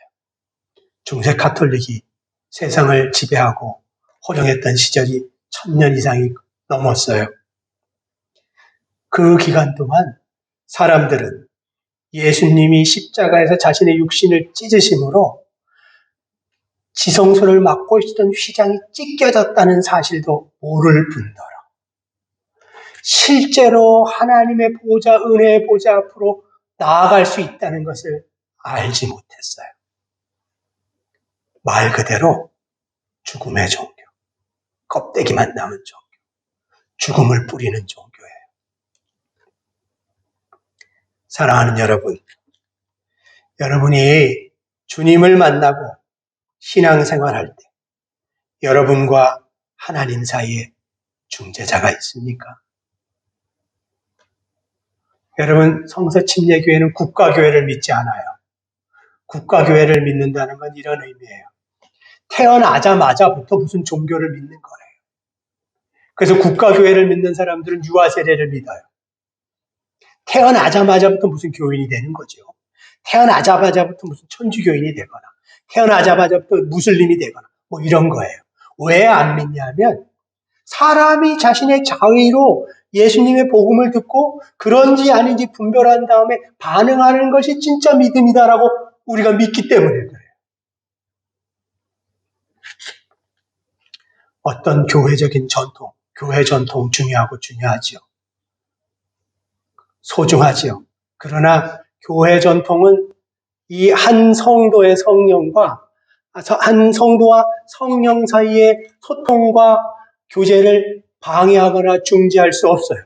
그럴 권위를 가질 수가 없어요. 그럴 수가 없어요. 어떤 교리 중요하지요. 그러나 그 교리 또한 이 교회 성도들과 하나님 사이의 교제와 관계를 통제하거나 막거나 자르거나 그럴 수 없어요. 왜냐하면 교리 인간이 만든 거기 때문에 그래요. 교회 전통 인간이 만든 거잖아요. 그래서 어떤 신학자도, 어떤 사역자도 자신이 하나님과 성도들 사이의 영적 중재자라고 자처해서는 안 돼요. 그럴 수 없어요. 왜냐하면 그것이 성서적인 진실이기 때문에 그래요. 여러분이 믿는 성서 침례교회의 신조가 그걸 말해주잖아요. 모든 신자의 제사장설. 여러분이 신앙하는 교회가 그걸 이야기하고 있다니까요. 그래서 각 사람은 오직 예수님의 십자가의 사역과 그 은혜에 의지하기만 하면 누구든지 하나님의 은혜의 보좌 앞으로 직접 나아갈 수 있어요. 저는 여러분을 부추기려고 얘기하는 게 아니고요. 진실이 그렇다는 거예요. 그 하나님과 인격적인 관계를 직접 맺을 수 있어요. 그 관계 속에서 풍성함을 누릴 수 있어요. 이것이 히브리서 본문이 여러분에게 던지는 중요한 질문이에요. 그래서 여러분, 생명을 주시는 기독교는 양심의 자유를 인정해요. 한 사람이 하나님과 직접 만나는 걸 권장해요. 자꾸만 해보라 그래요. 해봐. 거기서 더 풍성한 게 나올 거야. 내가 이야기해 주는 것보다 아무개 형제님이, 아무개 자매님이 정말로 이 말씀을 붙잡고 하나님과 씨름하면 거기서 더 놀라운 일들이 벌어질 거야. 내 생각이 틀릴 수도 있어. 한번 해보세요. 이게 더 권장해요. 양심의 자유. 왜냐하면 성령 하나님의 사역은 인간이 기대하고 상상할 수 없는 일들을 하시기 때문에 그리고 옆에서 조언해주는 나는 내가 잘못 알거나 혹은 불균형하게 알 수 있는 존재이기 때문에 그래요. 성령 하나님과 직접 만나보라는 거죠. 자꾸만 권해요. 각 사람이 자신의 양심에 의거해서 자기 생각과 자기 뜻대로 복음에 반응하고 그 선택에 대해서 전적으로 당신이 책임지는 거다. 라고 이야기를 하고 가르쳐요. 양심의 자유. 신앙에 있어서 양심의 자유. 그래서 생명의 기독교는 여러분 강압적이지 않아요. 이 동네에 질서가 있는 거야 없는 거야 심지어 이런 생각이 들 정도예요. 강압적이지 않아요. 왜냐하면 철저히 자율적이기 때문에 그래요. 전체를 위해서 개인을 희생하거나 통제하지 않아요. 전체라는 이름 때문에 개인을 희생하거나 개인 속에 거하는 성령의 인도하심을 거부하지 않아요. 생명의 기독교는 교리나 교회 전통이나 어떤 시스템이나 사역자가 성도와 하나님 사이에서 중재자 노릇하는 것을 허락하지 않아요. 이게 신약교회의 출발점이에요. 오직 딱 한 분 중재자가 있다고 말씀하세요. 이 본문이 말씀하고 계시잖아요. 오직 딱 한 분 중재자. 그분이 누구세요? 대제사장인, 신약교회의 대제사장인 예수 그리스도예요. 그분 외에는 중재자가 없으세요. 그분 외에는 성도들과 하나님 사이에서 전권을 갖고 하나님의 뜻을 우리에게 알려주실 분, 그분 외에는 없어요. 껍데기만 남은 기독교, 죽음의 기독교는 각 사람의, 각 성도의 양심의 자유를 가르치거나 강조하지 않아요. 왜냐하면 그렇게 되면 교회나 공동체가 골치 아파지거든요. 성도들이 한번 상상해 보세요. 성도들이 그 말씀이 그런 뜻인가 하여 붙잡고 하나님 앞에서 연구하고 씨름해 본다고 생각해 보세요. 그러면 저 같은 설교자가 얼마나 곤란하겠어요. 제가 오늘 이러저런 설교를 했는데 여러분이 여러분에게 임한 양심의 믿음 안에서의 양심의 자유를 갖고 그 양반이 제대로 설교했는지 한번 들어보자 라고 해서 정말로 그러한 거 알아보자 라고 해서 한번 찾아보신다면 제가 얼마나 조심스럽게 설교를 해야 되겠어요. 맞는 얘기만 해야 되잖아요. 죽음의 기독교는 각 사람과 하나님 사이에 그리스도만 있는 게 아니에요. 그리스도 외에 다른 걸 갖다 놔요. 교회 전통. 그래서 교회 전통으로 성도들이 성서를 읽고 깨닫고 마음속에 주신 어떤 깨달음을 교회 전통으로 통제하거나 깎아내려고 해요. 이미 만들어진 교리로 그 안에 가두려고 해요.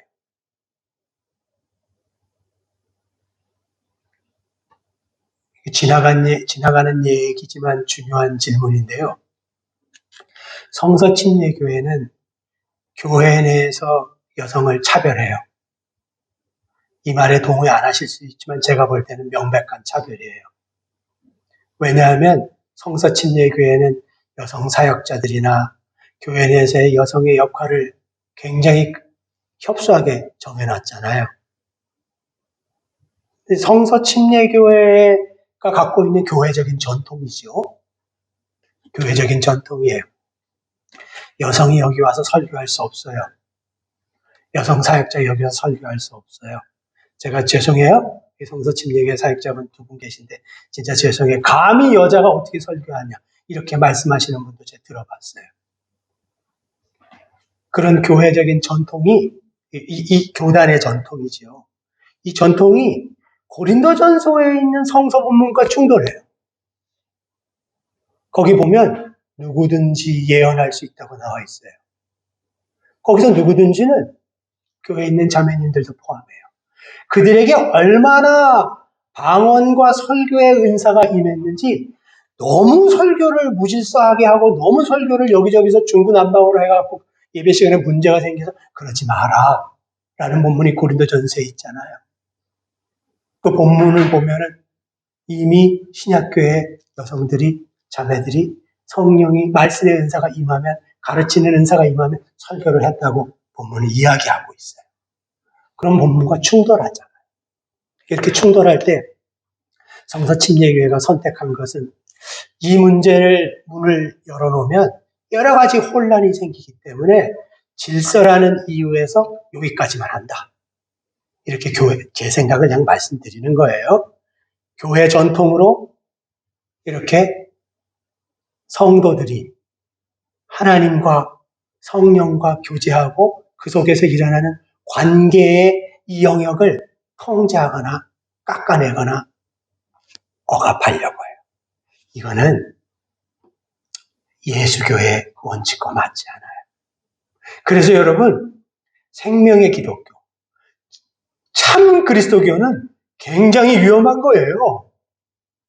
굉장히 혁명적이고 굉장히 위험해요. 세상의 단어로 얘기하면 굉장히 불온한 종교예요. 굉장히 위험해요. 안전하지 않은 종교예요. 왜냐하면 저와 여러분이 지금까지 생각했던 질서나 원칙이나 방식이나 전통을 정면으로 다 뒤집을 수 있기 때문에 그래요. 기독교는 위험한 거예요. 참 기독교는. 성경대로 하려고 하면 정말로 위험해요. 어려워요. 죽음의 기독교는 적당히 하는 거예요. 적당히 하는 거. 성서가 가르치는 바대로 하지 않는 거예요. 그만큼 하지 않는 거예요. 적당히 하는 거예요. 어느 선에 멈추는 거예요. 그리고 그것이 주님의 뜻이라고 이야기하는 거예요. 그래서 여러분, 껍데기만 남은 기독교는 그것을 따라가는 성도들에게 나타나는 징후들이 있어요. 어떤 특징들이 보여져요. 그게 뭐냐면 점점 더 의존적인 사람이 돼요. 교리에 의존해. 교회 전통에 의존해. 목사나 사역자에게 의존해요. 이분이 독립적으로 하나님 앞에 서서 뭘 하나 할 수 있는 게 없는 거예요. 저는 교리나 교회 전통이나 목사나 사역자가 잘못됐다거나 가치가 없다고 이야기하는 게 아니에요. 혼자 뭐 할 수 있는 게 없는 거예요. 그리고 그 교회 내에서도 너 혼자 뭐 해봐 이렇게 권장하지 않아요. 왜냐하면 그렇게 하면 위험하다는 분위기를 만드는 거예요. 이건 여러분 잘못된 거예요. 성서와 맞지 않아요. 여러분 거듭날 때 여러분 혼자 십자가 앞에 서셨잖아요. 누가 대신 서주셨어요? 어떤 집사나 어떤 사역자가 거기 대신 서주셨어요? 대신 대답해 주셨어요? 대신 인생을 던지겠다고 결단해 주셨어요? 아니잖아요.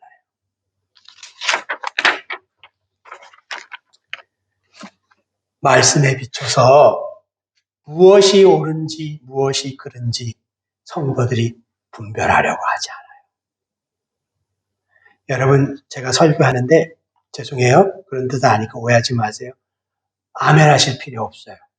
그거보다 더 중요한 게 뭐냐면 정말로 저 말씀이 맞는지 집에 가서 기도하면서 계속 공부하고 찾아보는 거예요. 왜냐하면 저도 인간이기 때문에 또 이렇게 편향된 사고를 얼마든지 갖고 있을 수 있는 사람이잖아요. 얼마든지 잘못 가르칠 수 있고 실수로 가르칠 수 있는 사람이잖아요. 그렇기 때문에 잘못 이야기할 수 있거든요. 그래서 제가 이야기하는 게 다 맞다고 절대로 생각하시면 안 돼요. 그래서 여러분은 이야기를 듣고 생각해 보시는 거죠. 물어보고 다른 분들에게. 저번에 조성택 집사가 이렇게 얘기했는데 정말로 그렇습니까? 물어보는 거죠. 이게 그런 뜻입니까? 물어보는 거죠. 그 속에서 여러분 개인에게 하나님이 주시는 선물이 오롯이 떨어져요. 성령께 성도들이 직접 묻지 않아요. 뭐에 묻냐면 교회 전통에 물어봐요. 교리에 물어봐요. 사역자들에게 물어봐요. 유일한 중재자인 예수의 영, 말씀의 영, 성령에게 물어보지 않아요. 성도들이.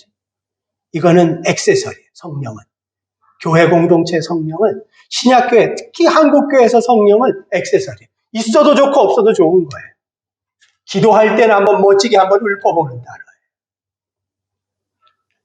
어떤 교리에서 맞다고 하면 맞는 것으로 그냥 받아들여요. 여러분 그러시면 안 돼요. 어떤 교회 전통이 맞다고 얘기하면 그냥 맞는 것으로 받아들여요. 어떤 설교자나 사역자가 맞다고 얘기하면 그냥 받아들여요. 그러시면 안 돼요. 죽음의 기독교가 가는 길은 말 그대로 교리와 교회 전통과 종교 권위자가 오직 유일한 중재자인 예수님과 같은 자리에 앉으려고 애를 쓰는 모습으로 나타나요. 그 누구도, 그 어떤 존재도 그 자리에 앉아서는 안 돼요. 왜냐하면 예수님 외에 교회와 하나님 사이에 중재 역할을 하는 그 무엇이 생기잖아요. 그 순간부터 그거는 기독교가 아니기 때문에 그래요. 그건 예수교가 아니에요. 사랑하는 여러분, 여러분 교회는 어떻습니까? 여러분은 신앙에 있어서 양심의 자유를 고민하고 누리면서 신앙생활 합니까? 이거 하찮은 것 같다고요? 그러면 한번 정말로 생각해 보세요. 하찮은 건지. 여러분과 하나님 사이에 중재자는 단 한 분밖에 없습니까?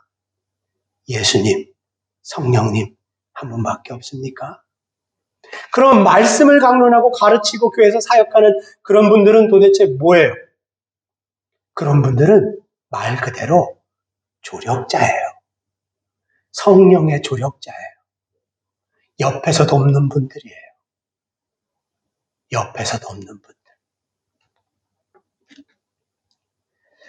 아니면 여러분과 하나님 사이의 중재자로 어떤 교리나 교단이나 교회 전통이나 교회의 권위자들이 있다면 여러분 이 순간부터 여러분이 추종하고 믿고 있는 그 믿음이 예수님이 말씀하신 신약교회의 원칙과 맞지 않다라는 것을 꼭 기억하십시오. 저는 여러분을 혼란스럽게 하거나 상처를 주거나 모욕을 주려고 이 자리에 온 거 아니에요. 그런 의도로 오려고 했으면 아예 오지도 않았어요. 제가 많은 반대 의견을 갖고 있는 분들 앞에서 굳이 제가 이 얘기를 할 이유가 뭐가 있겠어요? 이 교회에 대해서, 여러분에 대해서 애정이 있기 때문에 이 말씀을 그냥 드리는 거예요. 생명의 기독교는 믿음에 있어서 양심의 자유를 죽기까지 고수합니다. 성서 침례교회도 그것 때문에 남침례교단에서 나온 거예요.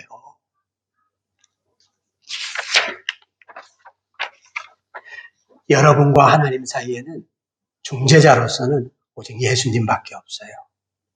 이걸 기억하십시오. 세 번째, 제가 빨리 할게요. 세 번째 드리고 싶은 얘기는 제가 이 설교문을 쓰면서 좀 아쉬움이 있었어요. 뭐냐면, 이 짧은 시간에 어떻게 이 중요한 이야기를 잘 설명할 수 있을까? 시간이 너무 짧고 기회가 한 번밖에 없구나. 그런 아쉬움이 있었어요. 그래서 좀 길어지니까 양해해 주세요. 세 번째 드리고 싶은 얘기는, 세 번째가 끝입니다. 세 번째 드리고 싶은 얘기는 우리 모두가 제사장들이다 라는 거예요. 성서 침례교회 신앙의 전통과 딱 맞는 이야기예요. 전신자가 제사장이다. 성도인 우리 모두가 제사장들이다. 신약교회는 유대 구약교처럼 혈통으로서, 계급으로서의 제사장 계급 없다. 이미 그것이 폐해졌다. 라고 말하고 있어요. 제가 본문을 한번 읽어볼게요. 베드로전서 2장 9절 말씀이에요. 그러나 성도인 여러분은 하나님께 택함을 받은 민족들입니다. 성도인 여러분은 왕같은 제사장들입니다. 여러분은 하나님의 소유가 된 그분의 백성입니다. 그분이 여러분을 그렇게 만들어주신 것은 여러분을 어둠 속에서 불러내셔서 하나님의 놀라운 빛 가운데로 인도하시는 예수님의 업적을 여러분이 선포하게 하려고 여러분을 그런 제사장의 위치로 만들어주신 것입니다. 베드로전서 2장 9절 말씀이에요. 사랑하는 여러분, 생명의 기독교와 껍데기만 남은 기독교의 차이점이 뭘까요? 참 기독교와 거짓된 종교의 차이점이 뭘까요? 여러분, 진짜 기독교에는 없는 게 두 가지가 있어요. 진짜 기독교에는 세상에 있는 모든 종교와 그리고 가짜 기독교가 갖고 있지만 없는 게 두 가지가 있어요. 그 하나는 뭐냐면 지상의 건물로서 성전이 없어요. 진짜 기독교는 건물로서 성전을 믿지 않아요. 그래서 어떤 교회 공동체가 자신들이 세운 그 건물을 성전이라고 선포하고 이곳에 하나님이 임재한다 그러면서 별의별 짓 다 하잖아요. 그거는 기독교는 아니에요. 건물로서의 성전이 없어요. 또 하나 없는 게 있어요. 진짜 기독교에 없는 게 있어요. 그게 뭐냐면 제사장 계급이 없어요. 제사장 계급이 없어요. 왜 제사장 계급이 신약교회에 폐해졌냐면 하나님이 AD 70년에 예루살렘 성전을 돌 위에 돌 하나도 남기지 않고 태워버린 이후에 유대 제사장 계급이 폐해졌기 때문에 그래서 성전에서 제사, 말 그대로 짐승의 제사죠. 짐승의 속죄의 제사죠. 그걸 행하던 유대의 제사장 아론의 계열의 제사장 계급은 그 즉시 폐해졌어요. 지금까지 예루살렘 성전은 복원되지 않고 있어요. 그래서 베드로전서의 이 말처럼 참 기독교는 건물로서 성전을 인정하지 않아요. 또 계급으로서의 소수의 제사장 계급 인정하지 않아요. 이게 참 기독교가 갖고 있는 기본적인 원칙이에요. 제가 아까 찾아드린 이거 위키피디아에서 나온 거거든요. 성서 침례교가 갖고 있는 원칙이에요. 전신자가 하나님 앞에 제사장이다. 라는 원칙이에요.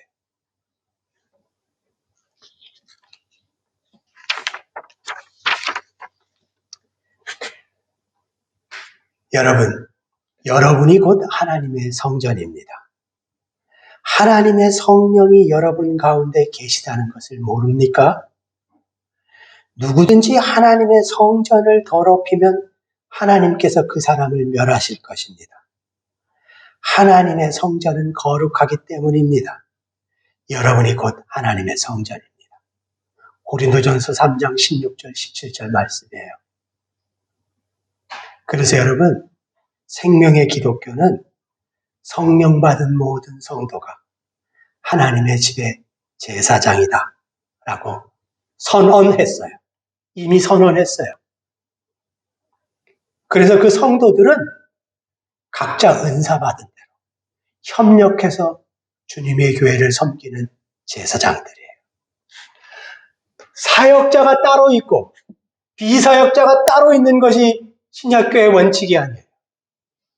모든 분은 자신의 시간과 몸과 마음과 정력을 들여서 주님의 교회와 다른 성도와 하나님의 사역에 헌신해야 될 의무에 약속을 걸고 교회에 들어오는 거예요. 모든 분이 사역자예요. 모든 사람이 사역자예요. 모든 사람이 제사장들이에요. 그러나 껍데기만 남은 기독교는 소수의 사람, 특별한 사람, 사역자들이 계급적 제사장이라고 주장해요. 사랑하는 여러분, 여러분 교회는 어떻습니까? 여러분이 꿈꾸고 그리는 여러분 교회의 미래는 뭐예요? 저는 정말로 이 질문을 던지고 싶었어요. 이 자리에 보이지 않는 여러분과 예전에 중마고우처럼 지냈던 많은 성도들이 던지는 질문도 이거 같아요. 여러분이 꿈꾸는 교회의 미래는 뭐예요? 그 그림은 뭔가요? 그것이 정말로 성서에 합당한 길인가요? 정말로 예수가 목숨을 던져서 세운 그 교회에 맞는 길인가요? 라는 질문을 던지는 거예요. 이분들이 여기 안 왔다고 여러분 죄송해요. 섭섭하거나 괘씸하게만 생각하지 마세요. 그분들은 참석하지 않음으로 무슨 질문을 여러분들에게 던지시는 거예요. 그러니까 우리에게 유익이 있으려면 우리는 마음의 상처나 기분 나쁜 걸 넘어서서 그 던지는 질문을 붙잡고 고민해 봐야 돼요. 진짜 우리에게 유익이 있으려면. 이 교회가 지향하는 미래는 뭔가? 라는 거죠. 어떤 그림을 그릴 것인가? 무엇이 성서적으로 맞는 교회인가? 라는 그림을 여러분 찾아야 되지 않겠어요?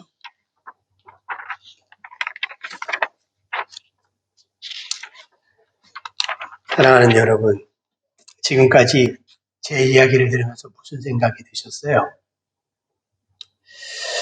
저 사람은 어렵게 설교자라고 불렀는데 참 마음 불편한 얘기만 하는구나.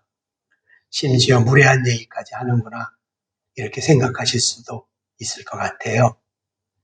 그렇게 이제 생각하시고 상처를 받으셨다면 진심으로 사죄드리고 죄송하게 생각해요.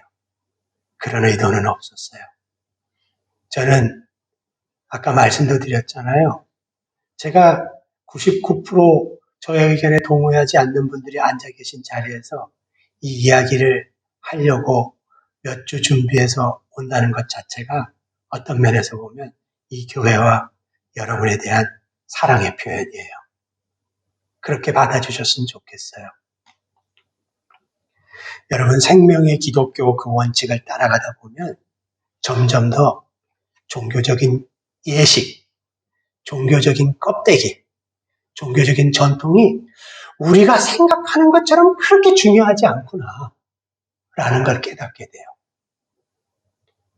우리가 생각하는 것처럼 그만큼의 중요성을 부여할 의미가 없구나 라는 걸 깨닫게 돼요. 진정으로 중요한 거는 삶의 자리에서 어떻게 예수의 뜻에 순종할 건가, 이게 진짜로 중요하구나 라는 걸 깨닫게 돼요. 정말로 예수님의 복음 앞에 자신을 솔직하게 노출시키려고 애쓰는 사람들이 다 걸어가는 길이에요. 그래, 좋아. 예배드리고 헌금하고 선교여행 가고 금식하고 다 좋다. 근데 이게 진짜로 빛을 발하고 이게 진짜로 열매를 맺는 자리는 내가 살아가는 삶의 자리구나. 거기서 뭘 어떻게 하라고 가르치려고 이런 게 있는 거구나. 종교 행위는 그것 자체로 중요성이 별로 없구나라는 걸 깨닫게 돼요. 생명의 기독교를 쫓아가는 분들. 이것이 신앙의 핵심이구나. 라는 걸 누가 설교하고 가르쳐주지 않아도 성령의 본능으로 DNA를 깨닫는 거예요. 그러면서 번민이 시작되는 거죠.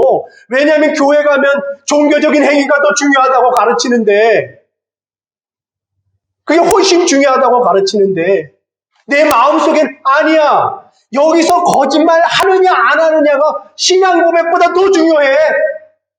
라는 울림이 올라오는 거예요. 그래서 여러분, 생명의 기독교는 종교에서 시작하지만 점점 더 깊숙이 삶의 자리로 나아가요. 그래서 결국에는 이 사람이 종교인인지 생활인인지 구별할 수 없는 단계까지 가는데, 우리의 미래를 제가 한번 그려보는 거예요.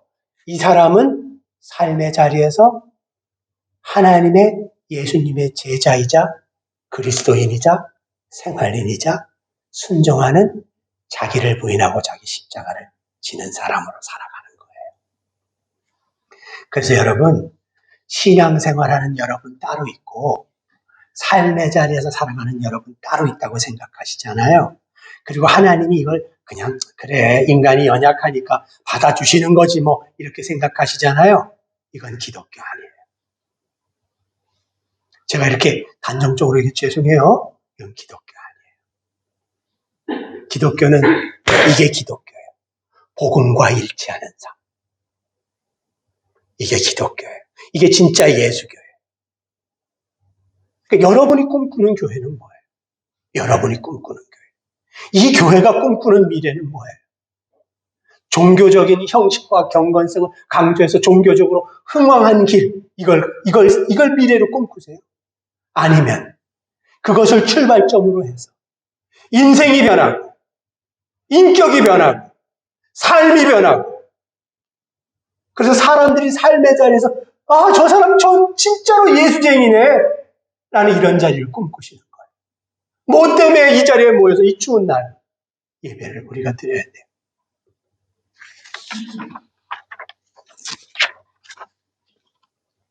간단히 말하면 여러분, 진짜 기독교는 주님과의 관계에 모든 것을 집중해요.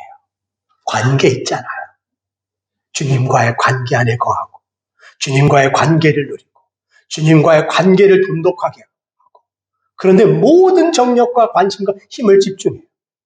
그래서 진짜 기독교는 단어로 표현하면 내면의 종교예요. 잘 몰라요. 삼자가 볼 때. 저 사람이 정말로 하나님과 관계 안에 있는지 없는지 잘 몰라요. 왜냐하면 저 사람 금식 기도도 잘 안 하고 헌금도 잘 안 하고 뭐 그냥 평범한 사람 같아요. 잘 몰라요. 죽음의 기독교, 껍데기만 남은 유사 기독교는 예식을 강조해요. 전 예식의 중요성을 거부하는 거 아니에요. 잘 들어보세요. 예식을 강조해요. 종교적인 건물의 건축을 강조해요. 종교적인 계급을 우상화하려고 경건성을 잘못되게 강조해요. 그래서 점점 더 종교적인 외형, 이것과 삶이 분리되는 자리로 가요. 비극이에요. 비극. 이런 모습이 나타나면 성도들은 어떻게 반응을 하냐면 점점 더 종교적인 외형과 그 예식을 지키는데 자신의 정력과 힘을 쏟아부음으로 삶의 자리에서 진짜로 열매를 맺어야 되는 그 지난한 그 어려움과 고통과 번민을 해소하고 도피해서 도망가려고 해요. 교회로 도망오는 거예요. 자기 인생에서 해결을 안 보고 교회로 도망와요. 교회로 도망오면 어쩌자는 거예요. 여러분 혼내키는 거 아니에요? 죄송해요. 어쩌자는 거예요. 교회로 도망오면. 예수님한테 죄를 떠넘겨요. 어쩌자는 거예요.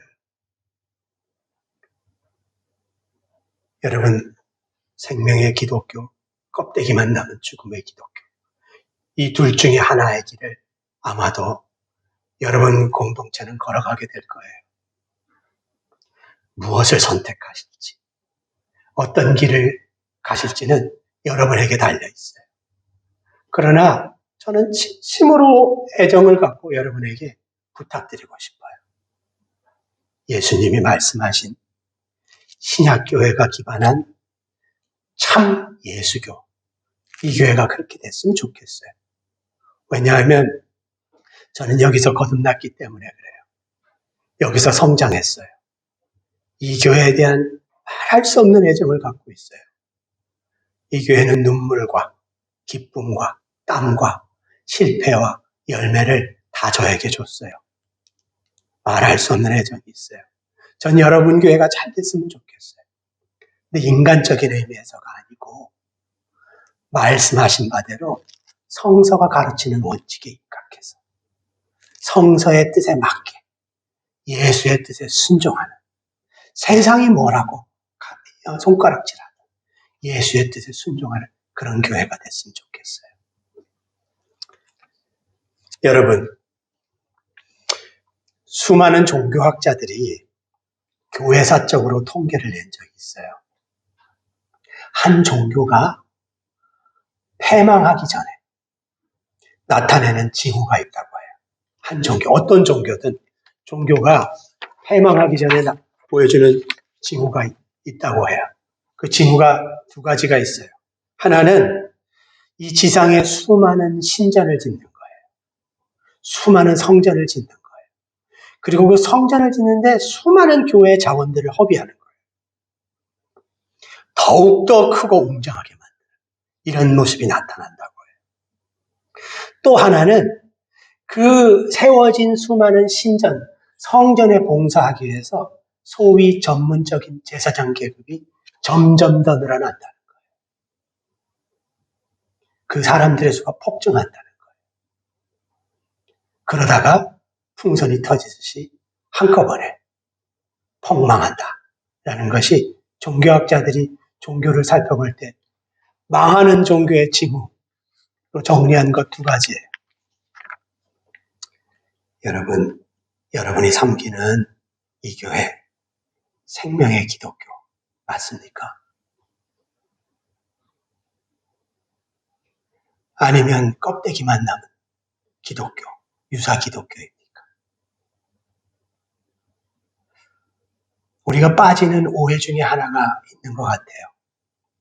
저는 어떤 지상의 교회가 많이 있잖아요. 이 교회도 그렇고 지상의 어떤 교회도 예수님이 말씀하신 완전한 교회가 없다고 생각해요. 그렇게 될 수가 없잖아요. 지금 이 원주 성서 침례교회도 예수님이 말씀하신 그 완전한 신약교회는 아니에요. 완전한 교회가 아니에요. 완전하게 되려고 애를 쓰고 노력하는 교회지 그 교회가 아니에요. 저는 여러분 모독하려고 그러는 거 아니에요. 그 교회다라고 주장해서는 안 돼요. 그건 정말로 맞지 않는 이야기예요. 어떤 교회든. 이 얘기를 다른 의미로 얘기하면 이 원주 성서 침례교회는 하나님 앞에서 고치거나 바꾸거나 결단하거나 노력해야 될 부분이 있다는 걸 여러분이 인정해야 된다는 거예요. 그래야지 발전이 있고 미래가 있어요. 그래야지 조금이라도 성서의 뜻에 맞춰갈 수가 있어요. 그래야지 조금이라도 성령의 열매가 여러분 속에 있어요. 그걸 받아들일 필요가 있어요. 여러분이 여러분 교회에 자부심을 갖는 거 좋지요. 여러분끼리 서로 격려하는 거 좋지요. 그러나 여러분 그건 거기까지만 하세요. 정말로 미래를 위한다면 여러분의 연약함과 허점과 갖추지 못한 것과 잘못 고집하는 전통들과 이런 걸 살펴볼 용기가 있어야만 해요. 그래야지 미래는 있는 거잖아요. 제가 약국에서 일하는데 나이가 좀 있잖아요. 지금 들어온 20대 중초반 친구들이 제 얘기를 겉으로는 내내 하지만 마음속으로 안 받아들이는 걸 느껴요. 왜냐하면 제가, 죄송해요, 여기 연로하신 분들도 계신데 제가 한 50대 중반쯤 되니까 제 생각만 자꾸만 고집하는 거예요. 그 젊은 세대들한테. 그러니까 말이 튕겨져 나오는 걸 느껴요. 왜냐하면 저는 제 생각이 맞다고 주장을 하는 거죠, 계속.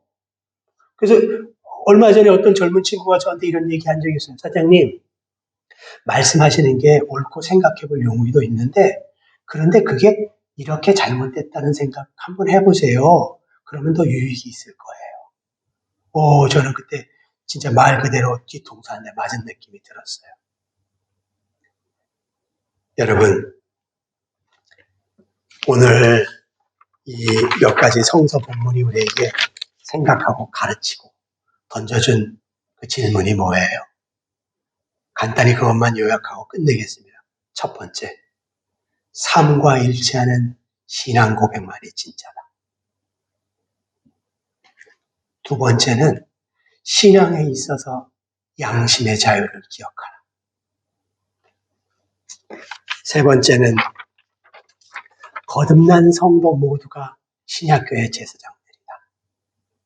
라는 이 주제를 가지고 여러분 같이 생각해 봤습니다. 지금까지 제가 긴 시간 허락해 주셔서 이러저런 이야기를 했는데 제가 결례하고 또 부담드린 부분도 많이 있는 것 같아요. 또 여러분이 기대한 메시지를 못 해드린 것도 죄송하게 생각해요. 사실 여러분이 어떤 메시지를 기대하는지 저는 느끼고 알고는 있었는데, 근데 성령 하나님이 제 마음을 여기까지 끌고 오신 것 같아요. 이 자리로 끌고 오신 것 같아요. 그래서 이 이야기를 제 이야기로 듣지 마시고, 혹시라도 여기서 여러분이 참조하거나 고민해서 이 교회의 미래에 참 도움이 될 게 있다면 그걸 붙들고 여러분이 씨름해 보셨으면 좋겠어요. 그러면 차고 넘치게 우리에게 항상 갈 길을 보이시고 답을 알려주시는 성령 하나님이 이 교회와 여러분의 믿음의 길을 잘 인도해 주시지 않을까요? 그렇게 생각이 됩니다.